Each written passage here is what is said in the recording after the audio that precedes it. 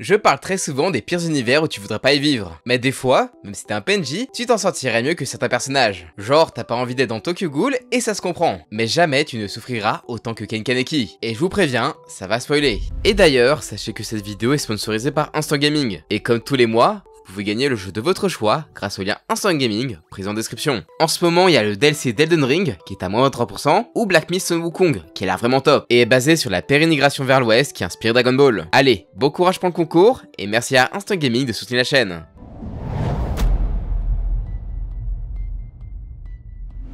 Lui clairement, quand tu vois la vie horrible qu'il a eue, tu sais qu'il a pas maté ma vidéo Comment survivre à Tokyo Ghoul. On connaît tous le fameux épisode où il est torturé par la ghoul cinglée nommée Jason, à tel point que ses cheveux virent au blanc et que sa personnalité change complètement. Et ben, bien avant ça, sa vie elle puait déjà bien la merde. Et ça commence dès l'enfance, puisqu'à seulement 4 ans, son père décède, le laissant seul avec une mère dysfonctionnelle, à la fois douce et gentille, mais aussi abusive et pour au travail acharné. Tellement acharné qu'elle va finir par en mourir, alors que le pauvre Ken n'a que 10 ans. Il va alors devoir vivre avec la sœur de sa mère, la même connasse qui ne faisait que leur emprunter de l'argent, ce qui avait forcé la daronne de Ken à bosser jusqu'à la mort. Et si tu penses qu'elle va tout faire pour se racheter auprès de Ken, tu te mets le doigt dans l'œil jusqu'au coude. Pour elle, Ken, c'est qu'un boulet et elle va faire que le rabaisser. Résultat, le gosse il a zéro confiance en lui et zéro ami. Enfin, jusqu'à sa rencontre avec Ide. Mais c'est à ses 18 ans que les emmerdes vont vraiment commencer, parce que le pauvre, il aura flashé sur la mauvaise meuf. Ben ouais. Je l'avais bien dit dans ma précédente vidéo, faites gaffe au match Tinder dans Tokyo Ghoul. Résultat, en plein milieu de son date, la meuf révèle son vrai visage et commence à le croquer avant que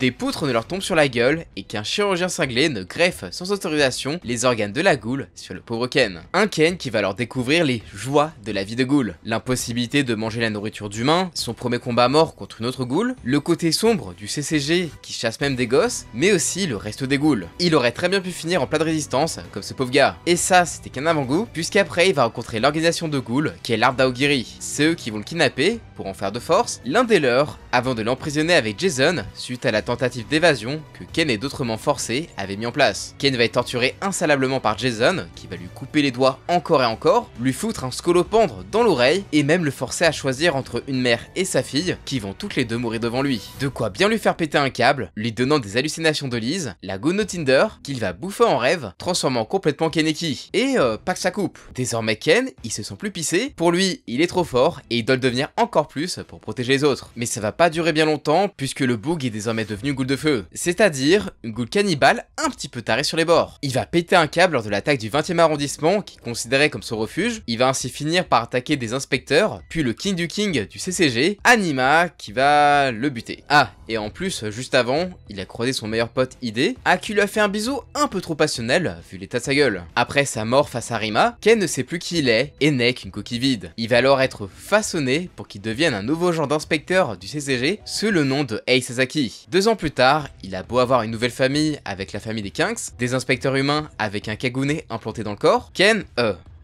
Sasaki n'est pas à l'abri des pétages de câbles quand il passe en mode ghoul, ce qui va parfois le conduire au port de la mort, à un tel point que sa personnalité va rebasculer de nouveau quand, au bord du décès, il va se souvenir de son passé et l'accepter, le rendant plus froid et plus puissant que jamais. Tellement froid qu'il va presque buter un de ses anciens amis et que même la mort d'un de ses précieux Kings ne va pas trop l'affecter. Mais ça va pas trop durer vu qu'il va rechanger après son combat mortel face à Arima où il va perdre des membres et bien galérer avant de prendre le dessus et devenir un mélange entre Sasaki et le Ken d'avant. Là il va former son propre groupe de ghouls et les cacher sous terre jusqu'à ce que le CCG ne les envahisse et bute toutes les ghouls sur leur passage. Et face à Juzo, l'autre GOAT du CCG, il va mourir de nouveau, faisant de lui un horrible monstre de Kagune inarrêtable, le dragon. Alors ok, il va s'en sortir, mais avec une tronche toute frêle et toute faible. Ce qui va pas l'empêcher d'aller affronter en solo le boss final qui va certes buter, mais il va quand même se faire ensevelir bien comme il faut. Non vraiment, c'est une vraie vie de merde. Heureusement, il aura quand même son happy end avec sa femme ghoul et leur fille demi-ghoul, entouré de tous leurs potes. Comme quoi, il n'aura pas souffert pour rien. D'ailleurs, si contrairement à Ken, tu veux pas te faire avoir par les ghouls et te faire entraîner dans leur monde de souffrance, pas le choix, il faut que tu t'abonnes en activant la cloche. Avec ça, tu seras prêt à tout affronter, que ce soit les pires méchants, les monstres ou univers de manga. Merci de ton soutien.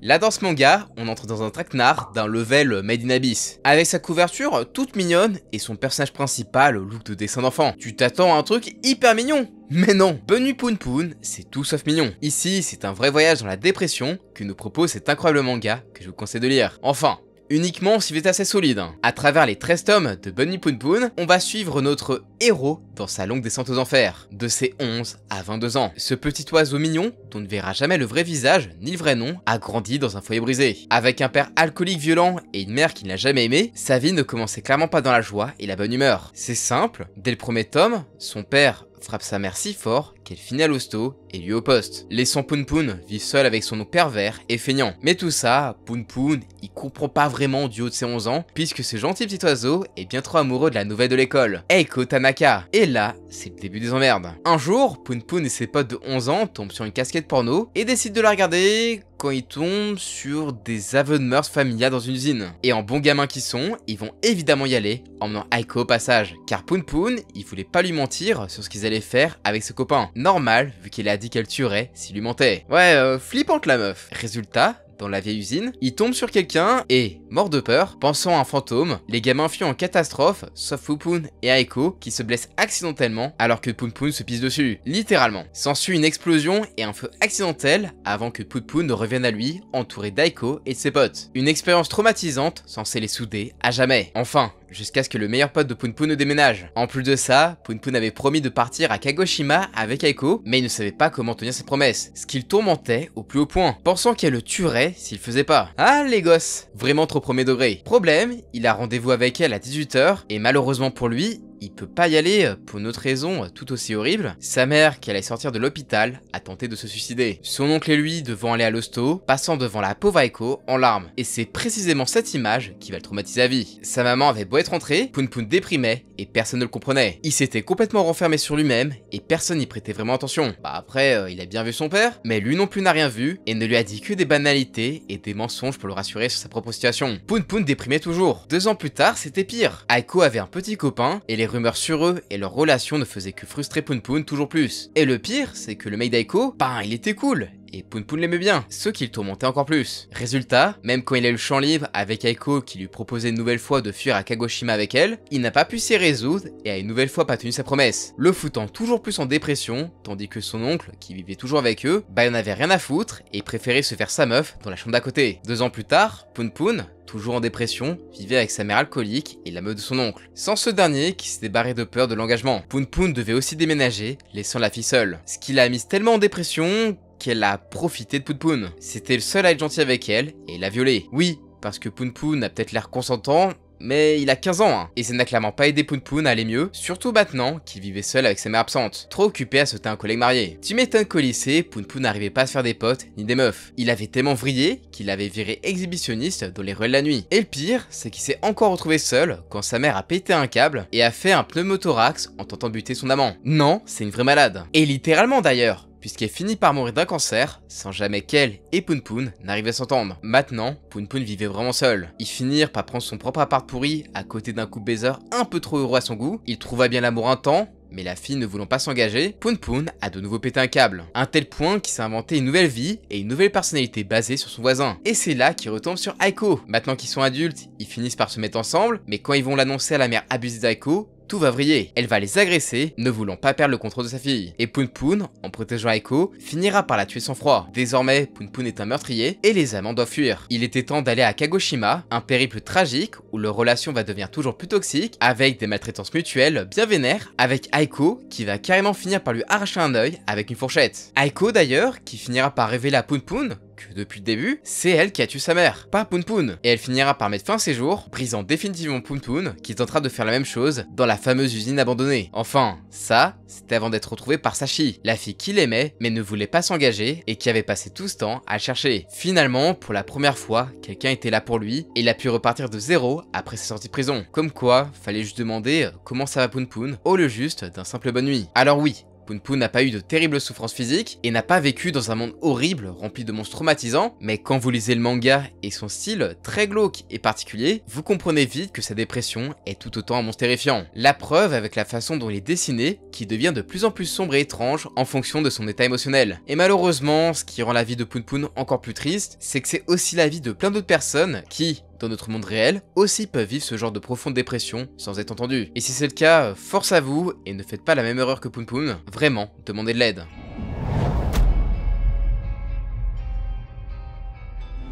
Si vous avez lu Chainsaw Man, vous savez que l'auteur, Tatsuki Fujimoto, aime être un gros sadique avec ses personnages. Et cette habitude ne date pas d'aujourd'hui, car il en avait déjà fait de voir toutes les couleurs au protagoniste de sa première série longue, Fire Punch, à savoir Agni. Déjà, il vit sur une terre en pleine période d'ère glaciaire, ce qui veut dire qu'il fait toujours méga froid, et c'est très difficile d'y générer des ressources alimentaires. Mais par chance, notre protagoniste Agni et sa sœur Luna ont le pouvoir de faire régénérer leurs membres, un peu à la manière de Deadpool, mais en plus rapide. Du coup, pour nourrir le village où ils habitent, ils se tranchent les membres afin de fournir le village en viande. Cependant, un jour, une milice débarque dans le village en cherchant des gens qui ont des pouvoirs comme Agni, mais ils découvrent que c'est en réalité un village de cannibales. Voyant ça, Doma, le chef de la milice, décide de tout faire cramer avec son pouvoir de feu, qui ne s'arrête qu'une fois qu'il a totalement consumé sa cible. Un petit peu à la manière de l'Amaterasu de Itachi. Tous les habitants meurent, même Luna, dont la régénération n'était pas assez forte, mais Agni, à cause de son pouvoir, crame et se régénère en permanence, empêchant la mort de le délivrer de cette atroce souffrance, ce qui lui cause une souffrance physique extrême en permanence. Il a douillé pendant 7 ans pour maîtriser la douleur et utiliser les flammes qu'il consume pour accomplir sa vengeance. Mais les ennuis ne s'arrêtent pas là pour lui, sinon ça serait pas marrant. La douleur des flammes lui a tellement détraqué le cerveau qu'il fantasme à l'idée de faire un enfant avec sa sœur et que des fois, il a des pétages de câbles au point qu'il se contrôle plus. Genre lorsqu'il a retrouvé Doma, on croit qu'il a pardonné et qu'il va laisser en vie, mais sans en avoir conscience, il est revenu juste après pour le buter et il a massacré tout le monde. En plus de ça, Agni a réussi à fédérer une communauté, mais soit ils finissent par crever, soit ils deviennent une secte giga extrême, vénérant Agni comme un dieu, alors que lui, il n'a rien demandé à la base. Mais plus tard, il perdra ses flammes, et vécut plusieurs années en colocation avec des gens qu'il a indirectement fait souffrir lorsqu'il était le Fire Punch. Il a donc dû jouer un rôle et mentir pendant plus de 10 ans, ce qui l'a encore rendu bien taré. Ne supportant plus le mal qu'il faisait, il essayait de se suicider tous les jours, mais il n'y arrivait pas à cause de ses pouvoirs de régénération. Ça l'a rendu fou, si bien qu'il agresse une de ses colocataires, qui était la fille de Doma, à tel point que la petite fille de Doma l'attaque avec les mêmes flammes que son grand-père, faisant revenir Fire Punch. Après avoir réglé les derniers soucis du monde qu'il a lui-même causé, il a de nouveau perdu ses flammes et la mémoire avec. Bon, après il a vécu quelques années plutôt tranquille, mais il est toujours immortel et essayait toujours de se donner la mort. Il a dû voir pas mal de ses amis mourir, la civilisation humaine s'éteindre, et la Terre a même été détruite par un météore. Mais lui, il était toujours en vie, à errer dans l'espace. Et il a quand même fini heureux en retrouvant une personne à aimer, probablement jusqu'à la fin des temps, et il a enfin pu s'éteindre.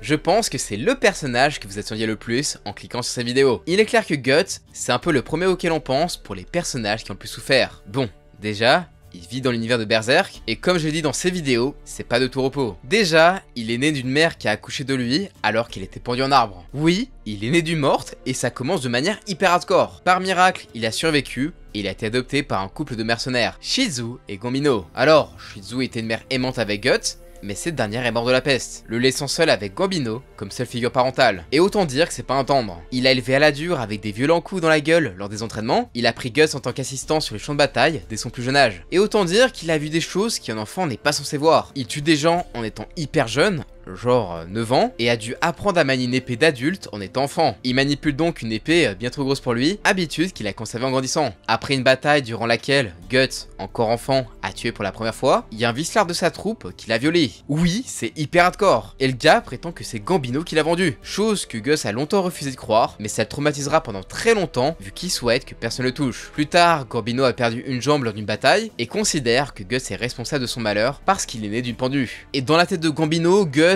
il est vraiment tout en bas quoi, même en dessous d'un chien. Et alors que Gambino est ivre, il se met à essayer de tuer Guts. Il dit qu'il le déteste car, comme pas mal de gens, il pense que Guts a maudit sa troupe. Gambino prétend même que c'est à cause de cette malédiction que sa femme Sis est décédée. Et il avoue à Guts qu'il a en effet vendu pour 3 sous à son violeur. L'enfant, il est dévasté et tue alors sa dernière figure parentale presque par réflexe et s'enfuit. Et en plus, il a vraiment pas de chance, puisque dans sa fuite, il se fait attaquer par des loups. Donc voilà, ça, c'était juste son enfance. Il se met alors longtemps à vagabonder seul en étant un guerrier redoutable. Et c'est en vagabondant son réel but qu'il est tombé sur la troupe du Faucon, une troupe de mercenaires dirigée par le charismatique Griffiths. Il se fait capturer par cette dernière, mais en vrai, c'est pas une si mauvaise chose, car pour la première fois depuis la mort de sa mère, il est avec des personnes avec qui il partage un lien fort, notamment Casca, avec qui il a une relation un peu compliquée au début, mais avec qui il va finir par avoir une relation amoureuse. Mais à terme, il a compris qu'il devait quitter la troupe du Faucon et poursuivre son propre rêve afin d'être l'égal de Griffiths, ce qui n'a pas du tout plu à ce dernier, qui, suite à sa défaite, va dépuceler la princesse du Midland et se faire emprisonner et torturer toute une année. La troupe du Faucon est traquée par l'armée et quelques années plus tard, Gus reviendra pour sauver son ancienne troupe et délivrera un Griffith qui n'est plus que l'ombre de lui-même. Mais suite à tout ça, Griffith va déclencher l'un des événements les plus cauchemardesques de l'histoire du manga, à savoir l'éclipse. Un rituel au cours duquel les derniers membres de la troupe du Faucon vont se faire massacrer de façon ultra violente par les démons afin que Griffith devienne un Goden. Une fois Griffith évolué vers sa forme finale, il souhaite se venger de Gus qui juge responsable des choses qui lui sont arrivées. Et il fait ça en violant Casca sous le regard enragé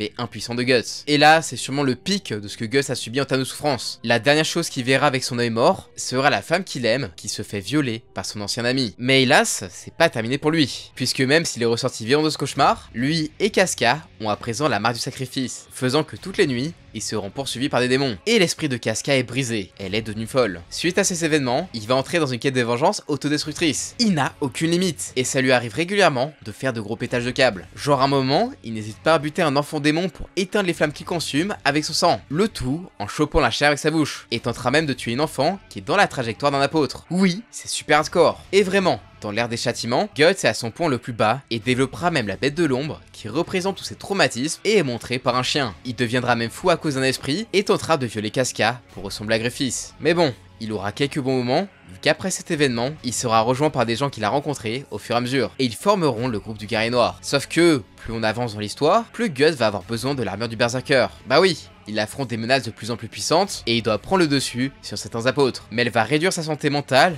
mais aussi physique. Genre par exemple, il a plus le goût, il voit moins bien, vieillit hyper vite, et la bête de l'ombre peut essayer de prendre le contrôle pour essayer de tuer ses amis. Aujourd'hui, Gus a pu soigner Casca sa folie, mais traumatisé par l'éclipse, et ne peut pas voir son ancien compagnon. Et truc encore pire, Griffith est venu et a enlevé Casca avec lui à Falconia. Et Gus n'a rien pu faire. Il donnait des coups qui traversaient son pire ennemi, ou carrément, il prenait rien du tout. Gus est impuissant, et en ce moment, il est complètement en PLS. C'est un personnage qui a pas mal douillé, et contrairement au reste de la vidéo, lui, ses souffrances, elles sont pas terminées.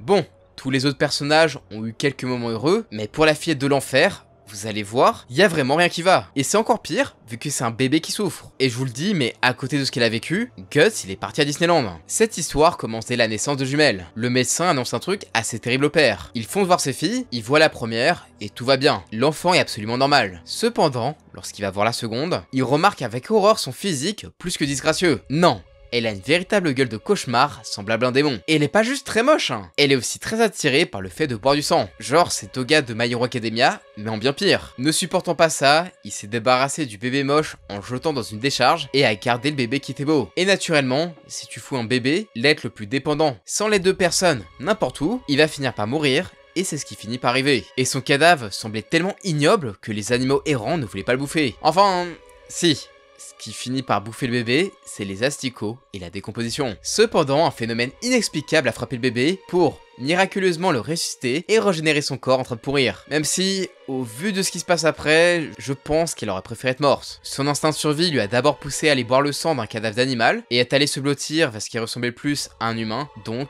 un mannequin. La fillette a ainsi vécu 7 ans dans la décharge en buvant de l'eau croupie et du sang d'animaux en décomposition, et aussi en mangeant des insectes. Bon, c'est bien tout ça, mais à terme, faut manger de la viande un peu plus fraîche, car à bouffer des trucs tout pourris, bah son propre corps se met aussi à pourrir. Elle s'est donc mise à imiter les animaux chasseurs et attaqua d'autres animaux pour manger les plus consistants. Puis, après avoir atteint le sommet de la chaîne alimentaire de la décharge, elle s'intéressa à la ville la plus proche. Et la première chose qu'elle a vue, c'est une jeune fille normale, toute heureuse d'avoir ses deux parents. Elle voulut être comme elle, et essaya donc de se faire belle pour avoir des parents. Mais la lumière qui lui avait redonné la vie cette année plus tôt s'est révélée être une entité et lui a raconté toute la vérité, qu'elles étaient deux jumelles, mais elle a été abandonnée parce qu'elle était moche. Et cette entité lui a dit d'aller dans la ville pour se venger des humains responsables de ce qu'elle a subi ces dernières années. Et là on comprend que cette entité est en train de la manipuler afin qu'elle sème le plus de chaos dans la civilisation humaine. Sauf qu'une petite fille avec une apparence si atypique, on va dire, et qui sème les asticots sur le sol, ça attire très vite l'attention. Les premiers individus qu'elle a croisés, c'est un vieux monsieur promenant son chien. Et autant dire qu'elle a défoncé et dévoré le chien, arrachant un bras au vieux monsieur pour en faire son pas. Ah ouais,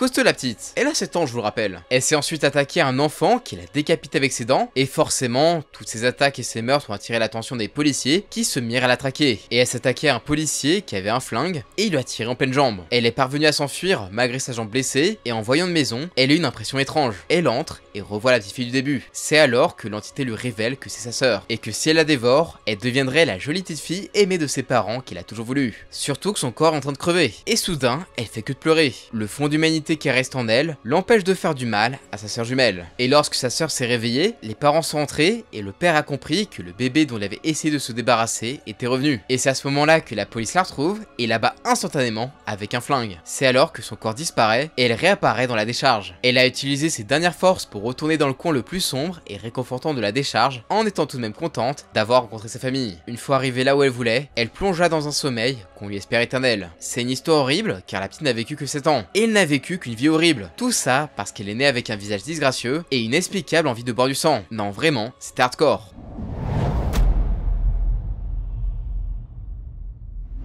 Mais on peut faire encore pire. Là, on entre vraiment dans le personnage qui a le plus souffert. Pas forcément par des trucs invraisemblables comme les autres, mais parce que Gen, lui, il a vraiment existé. Alors, je voulais en parler dans les pires univers, mais bon, je pouvais pas, vu que c'est un peu notre monde, et la vie du personnage principal est inspirée par celle de son auteur, et ce qu'il a vécu pendant et après la bombe d'Hiroshima. Ce qui veut dire que des Gen, bah il y en a eu plein en vrai. Et rien que ça, c'est vraiment horrible. Bon, Gen d'Hiroshima, vous connaissez peut-être pour cette scène d'animé qui est vraiment la représentation la plus crue, mais aussi la plus réaliste de l'horreur dévastatrice de la bombe d'Hiroshima. Pourtant nous, on va parler que du manga, et pas de l'animé. Et pour une raison toute simple, l'animé a été censuré sur plein de points. Et en même temps, vu les thèmes abordés très sensibles pour l'époque, bah fallait s'y attendre. On commence à suivre la vie de Gen alors qu'il n'a que 6 ans. Il est d'une famille très modeste, qui est malheureusement persécutée par tout le quartier pour une raison affligeante. Le père est pacifiste. Alors, ça peut paraître fou, mais dans un Japon militariste de 45, c'est normal. La guerre est sacrée, et ceux qui sont contre sont des traîtres. Résultat, le pauvre Gen se fait traiter de traître, il se fait taper, même sa sœur se fait traiter de voleuse et est dénudée par ses profs. Leur champ de blé est saccagé, on les empêche de faire leur livraison, personne ne veut leur vendre de la nourriture, et le père est même passé à tabac par les autorités. Une situation si invivable que le plus grand des frères de Gen, Koji, va s'engager dans l'armée impériale pour prouver que c'est pas une famille de traîtres. Mais le pire arrive le fameux 6 août 1945, lorsque la bombe atomique tombe sur Hiroshima. Le souffle de l'explosion fait des milliers de morts, et Gen parcourt les rues à la recherche de sa famille, tombant sur des victimes défigurées, perdant littéralement leur peau, avant d'enfin tomber sur sa famille, piégés sous les décombres de leur maison. Gen et sa mère enceinte vont leur devoir se résoudre à les abandonner dans les flammes, incapables de les aider. Un choc si terrible que la mère de Gen va accoucher à l'aide de son fils en pleine rue et au milieu des cadavres. Une vision d'horreur pour ce pauvre Gen. Mais malheureusement pour eux, ça, c'est que le tome 1. Gen et sa mère vont devoir errer pour trouver leur place dans un Japon qui veut pas d'eux, ayant trop peur de la maladie de la bombe. Et oui, à l'époque, on savait pas les effets des radiations. C'est d'ailleurs à cause de ça que Gen va perdre ses cheveux et découvrir ce qu'il aurait pu lui arriver s'il avait été plus irradié. Ils seront logés à contre-cœur chez la famille d'une amie d'enfance de sa mère, où la grand-mère et ses petits-enfants feront tout pour se débarrasser d'eux. Et encore plus lorsqu'ils vont adopter un autre orphelin, Ryuta, avant de récupérer enfin les 2 autres frères de Gen. C'est d'ailleurs pendant cette période que Gen va gagner l'argent en s'occupant d'une victime défigurée par la bombe, avec qui il va devenir très ami, avant de malheureusement le voir mourir. Puis Gen et sa famille vont se faire foutre dehors par la vieille peau, et vont décider de se reconstruire une maison et une vie à Hiroshima. Malheureusement, le malheur va de nouveau les frapper, puisque le bébé va être enlevé par des kidnappeurs, se servant d'elle pour redonner espoir à leur famille mourante, en la faisant passer pour leur propre bébé. Alors oui, Gen va bien la retrouver, mais tout ça pour qu'elle soit affectée d'un cancer qui va malheureusement rapidement la tuer à seulement 1 an. Ouais, la dépression est présente, et on est qu'au tome 4. Ah et j'oubliais, son frère adoptif Ryuta se fait embrigader par des yakuza après avoir tiré sur 2 criminels pour protéger Gen. Un vrai bonheur. Mais bon, là ça va mieux, Ryuta est de retour et s'est débarrassé des yakuza. Gen et lui se font de nouveaux amis orphelins et ils se sont construits une maison ensemble avec un vieux monsieur abandonné par sa famille qui est devenu le papa des orphelins pour éviter les rafles. C'est cool non? Enfin ça, c'est jusqu'à ce que la mère de Gen tombe malade et que leur seul espoir, à savoir les médecins de la commission américaine, ne s'avère être que des scientifiques profiteurs étudiant les effets de la bombe sans l'aider. Pas le choix. Il leur faut l'argent pour sauver leur mère, du coup Koji part bosser à la mine et Gen se retrouve à vendre des crânes à ces mêmes ricains. Mais c'est pas assez et Ryuta vole un casino de gangsters pour avoir l'argent avant de se rendre à la police. L'année d'après, en 49, Gen a 10 ans quand Ruta revient d'un camp de redressement où il s'est enfui, juste pour voir son papa adoptif mourir des effets de la bombe. Et comme si ça ne suffisait pas, malgré le traitement, la mère de Gen est mourante, alors Gen se met à vendre de la merde à des paysans, histoire de lui offrir un dernier beau voyage. Voyage qui sera bien son dernier, puisqu'il va mourir, entouré de sa famille. Un an plus tard, en 1950, c'est maintenant son amie Natsue qui est mourante à cause de la bombe, et finira elle aussi par s'éteindre rapidement. La même année, c'est la maison de Gen qui va être détruite, mais là le pauvre, il en peut plus, et préfère que son frère Akira parte faire ses études ailleurs, et que son frère Koji le quitte pour se marier, plutôt que de voir sa famille éclater et souffrir. On est maintenant en 1953, Gen est un ado avec un job de peintre qui se passe plutôt bien, pendant que ses amis orphelins mènent une vie tranquille de commerçant. Il finit même par se trouver une meuf. Donc ça y est, là, c'est un happy end. Eh bien, non. Toujours pas. Non seulement sa copine meurt elle aussi d'un cancer causé par la bombe, mais l'un de ses amis orphelins s'est fait piéger par des criminels qui l'ont ruiné en drogue avant le tabasser à mort qu'on laissait d'envoler. À cause de ça, Ruta va partir en couille et va se venger en les tuant tous, le forçant à partir en cavale avec leur dernier ami encore en vie. Donc là, Gen, il est tout seul. Mais bon, le Gen, avec tout ce qu'il a vécu, il se laisse pas abattre et quitte lui aussi Hiroshima pour Tokyo afin de devenir un artiste pour la paix. Et putain la vache, c'est une sacrée aventure bien bouleversante qui m'a foutu une putain de claque dans la gueule. Non vraiment, ça a beau être vieux, lisez Gen d'Hiroshima. Vous allez découvrir plein de choses sur le Japon de 40 à 53 et la situation de la Seconde Guerre mondiale et son impact du point de vue d'un survivant comme Gen. Et c'est vraiment hyper intéressant. Bon, bah j'espère que je vous aurais pas trop foutu en dépression. Avec tout ça, moi, j'ai réussi à faire un truc encore plus sombre que les pires monstres, les pires univers ou les pires méchants. Mais je trouve vraiment que les histoires dramatiques comme ça sont bien trop intéressantes pour pas être abordées. Mais pour vous, dans tout ça, c'est quel personnage que vous préférez? Personnellement, c'est Gen. Je me suis vraiment pris une claque et c'est un excellent manga. Et je pense pas que vous allez trouver des personnages qui ont encore plus souffert que lui. Mais bon, on sait jamais, vous pouvez essayer. J'en ferai peut-être une seconde vidéo. Enfin bref, vous pouvez vous abonner, partager la vidéo, et je vous dis à la prochaine, ciao!